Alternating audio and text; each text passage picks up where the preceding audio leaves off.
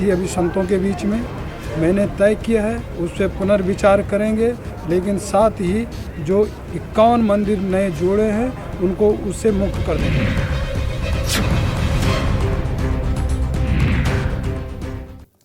Break के बाद आपका स्वागत है हमारे खास प्रोग्राम में, जहां पे हम लोग बात कर रहे हैं फिर चले तीरथ के तीर। हमारे साथ वरिष्ठ पत्रकार कुलदीप राणा भी जुड़े हुए हैं। कुलदीप जी, आपके पास आऊंगा। बड़ी गहराई से आपने उत्तराखंड को देखा है। ऐसा पहले कब हुआ है कि एक ही पार्टी के दो मुख्यमंत्री एक ही कार्यकाल में बने हों और फैसले बदलने का दौर शुरू हो गया हो? कुलदीप जी।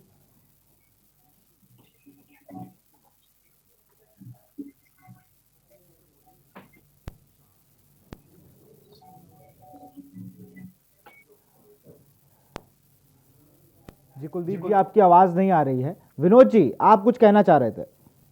जी, मैं ये कहना चाह रहा हूं कि अगर ये कोविड-19 नहीं होता तो उत्तराखंड के अंदर इतना विकास हुआ है, इतनी एयर कनेक्टिविटी इतनी अच्छी हो गई है। ट्रेन जो है तो आपके हरिद्वार से जो है तो 1.5 घंटे में आप कर्णप्रयाग पहुंच जाएंगे। ऑल वेदर रोड जो है तो बिल्कुल 1000 किलोमीटर बन चुकी है, बिल्कुल तैयार है। पर्वतमाला योजना जो है तो जो जोशीमठ से लेकर और आपके उत्तरकाशी से लेकर अस्कोट से अलाराकोट तक पीछे पीछे जोड़ रही है, जो सामरिक दृष्टि भी बहुत महत्वपूर्ण है। और 3 मेडिकल कॉलेज खोल दिया। हमने उत्तराखंड के विकास में कोई कसर नहीं छोड़ी है। कोविड के समय में भी 3.5 लाख नौजवान वापस आए, उनको भी सुरक्षित ढंग से जो है तो गांव के अंदर उनको आइसोलेशन में रखा। लेकिन ये कांग्रेस पार्टी वाले और आम आदमी पार्टी वाले बताएं कि इनका उस समय क्या कंट्रीब्यूशन था। इनका कोई कंट्रीब्यूशन। बहुत बड़ा सवाल विनोद जी उठाया है। जवाब दिए जोशी जी, आपने क्या किया जब लॉकडाउन से लोग वापस आए? आपकी सरकार ने क्या किया? आपकी दिल्ली में सरकार ने क्या किया, पूछ रहे हैं। और उसके बाद कोई काम नहीं है, प्रोपेगेंडा खड़ा करना है। इसलिए मेरा इनसे अनुरोध है कि पहले यहाँ के बारे में सही ढंग से समझ ले। यहाँ का भूगोल, यहाँ का इतिहास दिल्ली नहीं है। दिल्ली जी, आपने अपनी बहुत सारी उपलब्धियां गिनाई हैं। मैं उसमें विनोद जी जवाब सुन लेते हैं। इतनी बातों का जवाब नहीं दे पाएंगे आप, जिस हिसाब से बता रहे हैं इतनी बातों का जवाब नहीं दे पाएंगे। जोशी जी जवाब दीजिए। पहाड़ों को अरे क्या नहीं दे पाए? हम हर घर नल दे रहे हैं, हर घर में जल दे रहे हैं, हर घर में नल दे रहे हैं। कितनी लिफ्ट योजनाएं बना दी गई है। कमी की वजह से महिला को 25 किलोमीटर दूर। अरे भाई एक सट्टेन केस कोई हो गया होगा तो आपने वही रट रखा है। उसी को घिस रहे हो, उसी को घिसने में सट्टेन केस को लेकर घिसने में लगे। ऐसे काम नहीं करने वाला। हमने 108 शुरू किए। अरे भैया सवाल जवाब अगर आप लोग के हो गए आपस में तो जनता को भी सुन लेने दीजिए। आप लोग अपना ही गाना गा रहे हैं। विनोद जी थोड़ा धैर्य रखिए, उनके जवाब तो सुनने दीजिए, फिर एक एक करके आप भी अपने काम गिना लीजिएगा। अमित जी अपने जवाब दीजिए। के लोग समझते हैं किसी के बहकाव में आने वाले नहीं है। हमने 1 रैंक 1 पेंशन दिया है, जिससे प्रत्येक फौजी को फायदा हुआ है। हमने आज अगर आप उत्तरकाशी जाएंगे और आप कुछ दिन बाद बद्रीनाथ जाएंगे तो सफर बड़ा सुगम और सुखद होगा। हमने कई डैम बनाए जिससे लोगों को रोजगार मिला है, जिससे लोगों की आर्थिक समृद्धि बढ़ी है। हमने टिहरी झील के अंदर तो बोटिंग। जी बिल्कुल, चर्चा को जारी रखेंगे। आप दोनों आपस में चर्चा को जारी रखिए। बाद में हम लोग भी ब्रेक के बाद यहां ब्रेक लेते हैं, उस चर्चा से हम लोग भी जुड़ेंगे।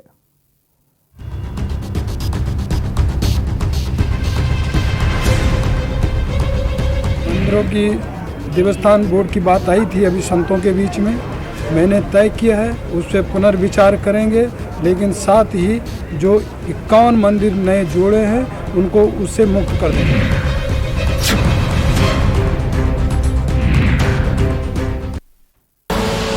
आप देख रहे हैं के न्यूज, खबरों का सारथी। उत्तराखंड लगभग 54,000 वर्ग किलोमीटर क्षेत्र में फैला हुआ राज्य, जहां वन्य जीवों और वन संपदाओं का विशाल भंडार है। एक छोटी सी चिंगारी भी प्रकृति के इस अनुपम सौंदर्य को भयावह बना सकती है। वनों की आग न सिर्फ ग्रामीणों की खुशहाली को नष्ट कर देती है, बल्कि वन्य जीवों के लिए भी काल साबित होती है। इस चुनौती का सामना करने के लिए मुख्यमंत्री श्री तीरथ सिंह रावत ने 5,000 महिलाओं को वनाग्नि नियंत्रण अभियान में शामिल किया है। अत्याधुनिक अग्निशमन उपकरण लेने के साथ साथ संवेदनशील क्षेत्रों का ड्रोन से सर्वेक्षण कार्य भी शुरू किया गया है। दूरस्थ और दुर्गम क्षेत्रों में आपातकालीन स्थिति में हवाई सेवा का भी उपयोग किया जा रहा है। आइए हम सब मिलकर अपने वनों को आग से बचाने का प्रयास करें। आपकी जरा सी सावधानी हमारी अमूल्य प्राकृतिक संपदा को बचा सकती है। आपसे अपील है कि वनों में आग लगने की सूचना जल्द से जल्द वन विभाग को दें।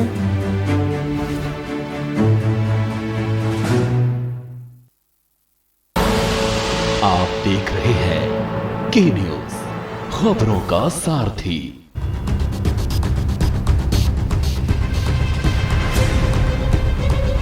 मंदिरों की देवस्थान बोर्ड की बात आई थी अभी संतों के बीच में, मैंने तय किया है उस पर पुनर्विचार करेंगे, लेकिन साथ ही जो 51 मंदिर नए जोड़े हैं उनको उससे मुक्त कर देंगे।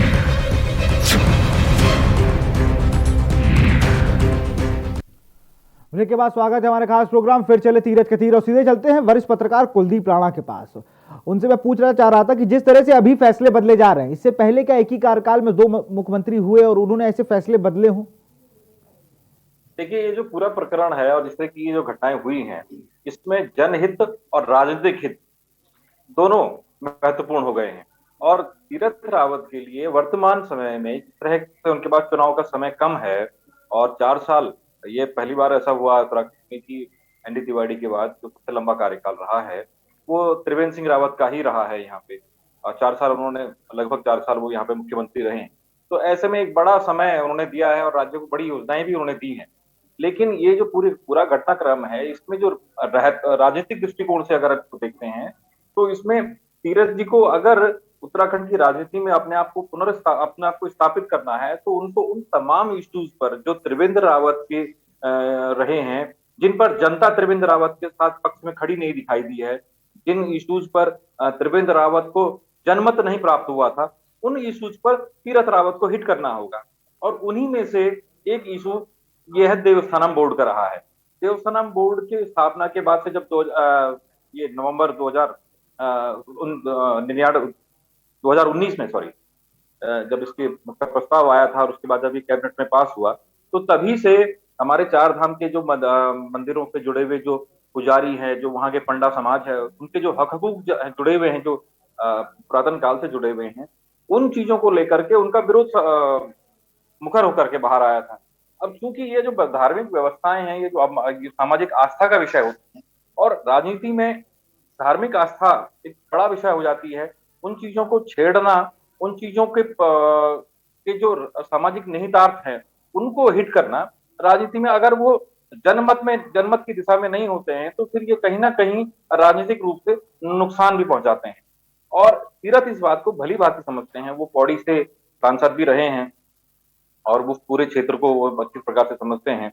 और 4 धाम देवस्थानम बोर्ड के जो प्रमुख 4 मंदिर हैं, उनमें से वो चारों के चारों पौड़ी संसदीय सीट में लोकसभा में ही आते हैं। तो इस तरीके से वो जो देखा जाए उनमें से, तो उस पूरे प्रकरण में तीरथ रावत जी ने जो किया है और जनता का जो इस पर, क्योंकि देखिए पहली बार ऐसा हुआ कि त्रिवेंद्र रावत जी के हटने पर यहाँ जो 4 धाम से जुड़े हुए पंडा समाज है, उन्होंने मिठाइयां बांटी, तो उन्होंने पटाखे जलाए। तो ये एक संकेत था कि इन क्षेत्रों में जनमत त्रिवेंद्र रावत जी के पक्ष में नहीं था। और चार स्थान देवस्थानम बोर्ड को लेकर के जो व्यवस्थाएं थी, इसमें सरकार की एक बड़ी खामी ये निकल के आ रही थी। और शुरुआत से जो पंडा समाज है वो बार बार ये बात कह रहा था कि सरकार को एक बार हमसे बैठ के बात करनी चाहिए, सरकार को एक बार बैठ के बात करनी चाहिए थी। और ये जरूरी भी था कि सरकार जब इतना बड़ा नीतिगत निर्णय लेने जा रही थी कि जो आदिकाल से चली आ रही पूरी व्यवस्था को आप पलटने जा रहे थे, तो उसमें आपको पंडा समाज से बात करनी चाहिए। तो इसमें जो त्रिवेंद्र रावत की तरफ से ये एक बड़ी चूक हुई है और इसका खामियाजा पार्टी भी भुगत रही है। लेकिन तीरथ रावत ने इस निर्णय को पलट करके जनता के मन में जो पहले से एक द्वेष की भावना थी, उसको थोड़ा सा कम करने का प्रयास किया, नाराजगी को कम करने का प्रयास किया है। बिल्कुल, नाराजगी को कम करने का प्रयास भी किया है। हमारे साथ रूपेंद्र प्रकाश जी जुड़े, इनके पास आएंगे, महामंडलेश्वर हैं अवधूत, उससे पहले ब्रेक लेंगे, लेकिन हम लोग आएंगे आपके पास। यहाँ रुकते छोटे से ब्रेक के लिए, जल्द हाजिर होंगे। आप देख रहे हैं के न्यूज, खबरों का सारथी। कोरोना वायरस का खतरा अभी टला नहीं है। आइए मेरे साथ आप संकल्प लें कि हम कोरोना से सावधान रहेंगे और अपने साथियों को भी इससे सावधान रखेंगे।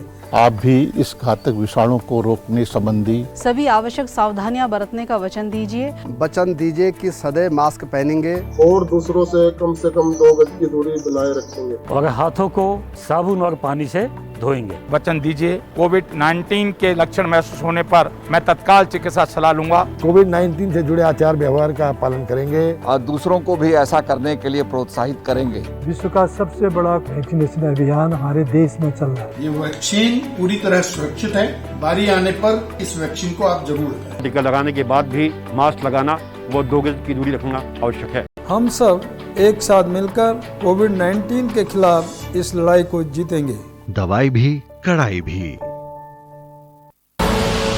आप देख रहे हैं के न्यूज, खबरों का सारथी।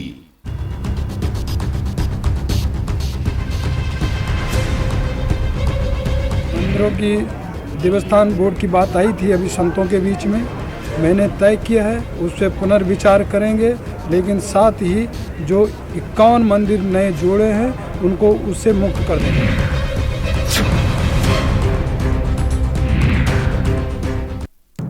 ब्रेक के बाद आपका स्वागत है हमारे खास प्रोग्राम फिर चले तीरथ के तीर। हम लोग बात करते हैं, हमारे खास मेहमानों का पैनल भी जुड़ा हुआ है। रूपेंद्र प्रकाश जी महामंडलेश्वर हैं दूध मंडल के। आपसे मेरा सवाल है रूपेंद्र जी, कुंभ को लेकर बड़ा विपक्ष आरोप लगा रहा है कि कोई तैयारी नहीं है, सब ऐसे ही चल रहा है। आप वहां पर हरिद्वार में हैं, आप कुंभ की तैयारियों पर कुछ बताना चाहें? जिस तरह से कुंभ विपक्ष लगातार कह रहा है कुंभ में कुछ भी नहीं हुआ अभी तक।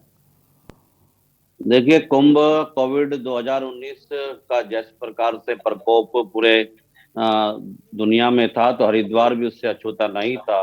उसको दृष्टिगत रखते हुए कुंभ में बहुत अच्छी तैयारियां हुई, बहुत अच्छा काम हुआ, लेकिन एक मर्यादा में, एक सीमा में कुंभ को किया जा रहा है, क्योंकि हम लोगों ने भी पूरे देश को आह्वान किया था कोविड-19 की महामारी से बचने के लिए जो भी श्रद्धालु है उसका पालन करे। इसलिए इतनी अपार संख्या में श्रद्धालु नहीं आए, इसीलिए लोगों इस पे विभिन्न प्रकार के आरोप प्रत्यारोप लगा रहे हैं।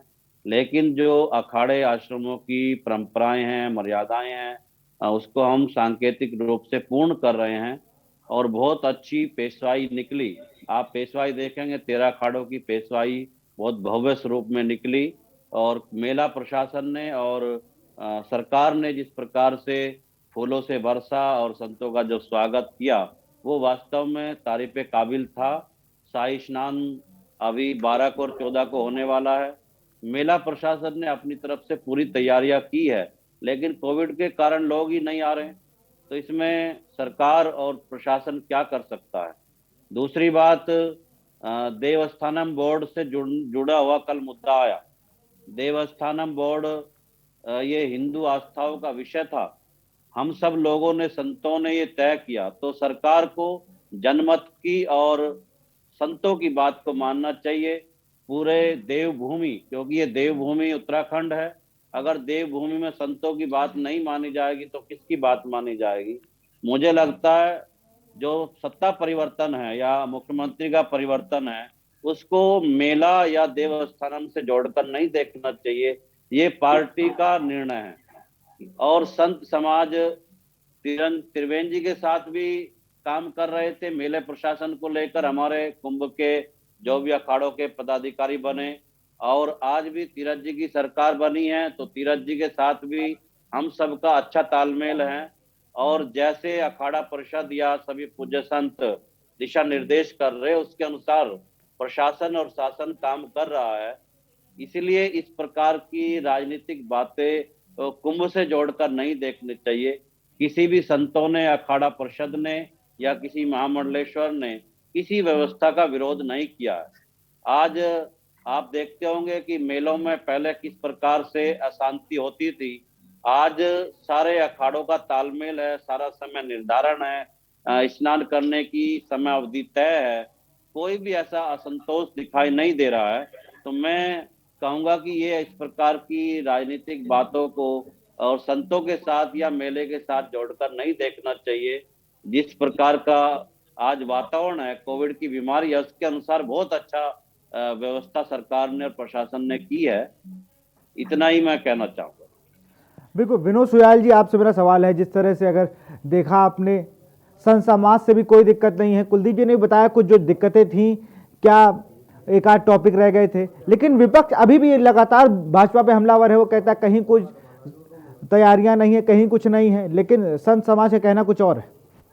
तो काम नहीं किया ना उन्होंने विधानसभा के अंदर कोई अच्छा क्वेश्चन उठाया हो या कोई ऐसा अच्छा काम किया हो, चाहे कांग्रेस रही हो। अब 1 साल बचाए, सोच रहे हैं शॉर्टकट में 2-4 आरोप लगा दे और 2-4 बीजेपी के खिलाफ बोले तो हो सकता है जनता हमारी तरफ मुड़ जाए। लेकिन उत्तराखंड की जनता ने भारतीय जनता पार्टी को 57 सीटों का जनादेश दिया है और मैं इसके लिए उत्तराखंड की जनता का आभार भी प्रकट करना चाहता हूं। 5 MP दिए हैं, पंचायतों में दिए हैं, निकाय में दिए हैं और आने वाले समय में हमको जो है तो 60+ सीटें जो है उत्तराखंड की महान जनता देने वाली है। इसलिए फिलहाल मेरा विपक्षी दलों को से निवेदन है कि वो अपनी जमीन को तलाशे। उनकी नहीं है, उनके लिए कहीं यहाँ कोई स्थान खाली नहीं, रिक्त नहीं है। बिल्कुल नहीं। कुलदीप जी, ये फैसले कितने कारगर साबित होंगे? विनोद जी ने तो कह दिया कि पूरी 60 सीटें जीत रहे हैं। देखिए, उत्तराखंड के परिप्रेक्ष्य में क्योंकि अभी यहाँ पहले आम आदमी पार्टी के प्रवक्ता भी थे, उत्तराखंड की जनता ने अभी आम आदमी पार्टी को परखा नहीं है, देखा नहीं है, इनकी राजनीतिक चाल चलन को भी नहीं देखा है। लेकिन भाजपा और कांग्रेस की राजनीति और राजनीतिक चाल चलन को और इनकी सत्ता और सरकार दोनों को देखा भी है और परखा भी। जिस तरह की उत्तराखंड की जो जमीन है, जो राजनीतिक जमीन है, उसके नजरिए से देखा जाए तो यह क्षेत्रीय दलों के लिए ये उतनी फर्टाइल लैंड नहीं है। ये हमेशा राष्ट्रीय दलों के लिए रही। अगर ये क्षेत्रीय दलों के लिए फर्टाइल होती है जमीन, तो यहाँ की जो सबसे बड़ी पार्टी थी, जो यहाँ के उत्तराखंड के निर्माण से जुड़ी हुई थी, उत्तराखंड क्रांति दल, उसका यहाँ पर जरूर उदय होता। लेकिन यहाँ की जो जनता है उसकी सोच राष्ट्रवादी रही है। उसका एक बड़ा कारण ये है कि यह क्षेत्र, यह राज्य जो मात्र 13 जिलों का राज्य है, लेकिन यहाँ से देश में 2 रेजिमेंट है। गढ़वाल क्षेत्र, गढ़वाल मंडल से गढ़वाल रेजिमेंट, और कुमाऊं क्षेत्र, कुमाऊं मंडल से कुमाऊं रेजिमेंट। तो जो यहाँ का जनमानस है उसमें जो बड़ा वो है दखल है, वो राष्ट्रवाद का है। इसीलिए यहाँ कांग्रेस और भाजपा में ही यहाँ चीजें बटी हैं हमेशा। जब कांग्रेस गई तो भाजपा आई, भाजपा आई तो गई तो कांग्रेस आई। ठीक, तो जनता ने इन दोनों में से ही किसी को अपने विकल्प के रूप में स्वीकार किया है। जहां तक आने वाले चुनाव की बात है, जो चीजें देखने को मिली हैं और जहां ये तो तय है कि भाजपा का जो संगठनात्मक ढांचा है वो इतना मजबूत है और वो उसकी तैयारियां वर्ष दर वर्ष और उसको पुख्ता तौर पे करते रहते हैं। लेकिन इसके बनिस्पत अगर हम कांग्रेस का जो राज्य संगठनिक ढांचा देखें तो वहां आंतरिक मतभेद काफी हैं हरीश रावत और संगठन के बीच में। हरीश रावत कांग्रेस के बड़े नेता हैं, संगठन में उनके साथ तालमेल की कमी अक्सर दिखाई दी है। उत्तराखंड भाजपा में इस तरह की चीजें नहीं दिखाई दी। हालांकि यहाँ इन्होंने त्रिवेंद्र रावत से हटा करके सत्ता तीरथ रावत को सौंप दी हो, लेकिन जो संगठन के स्तर पर जो ढांचागत व्यवस्थाएं हैं वो भाजपा की ज्यादा पुख्ता बेहतर है। बिल्कुल, बहुत बेहतर है, बहुत बेहतर है। सब लोग कहते हैं, सबका कहना भी है कि कांग्रेस में अंतरकलह बहुत चल रही है। प्रीतम सिंह अपना खेमा बता रहे हैं, हरीश रावत अपना खेमा बता रहे हैं, लेकिन ये देखने वाली बात होगी चुनाव में कैसे उतरते हैं। फिलहाल आप दोनों का बहुत बहुत शुक्रिया और सारे मेहमानों का बहुत बहुत शुक्रिया के न्यूज़ से जुड़ने के लिए। आज हम लोग बात कर रहे थे तीरथ के तीर फिर से चले और इस बार अपनों को ही घायल किया। उन्होंने पूरा जो देवस्थानम बोर्ड था उसको खत्म करने की बात कही, 51 मंदिरों को मुक्त कराने की बात कही। फिलहाल इस कार्यक्रम में इतना ही। देखते रहिए न्यूज़ इंडिया। नमस्कार।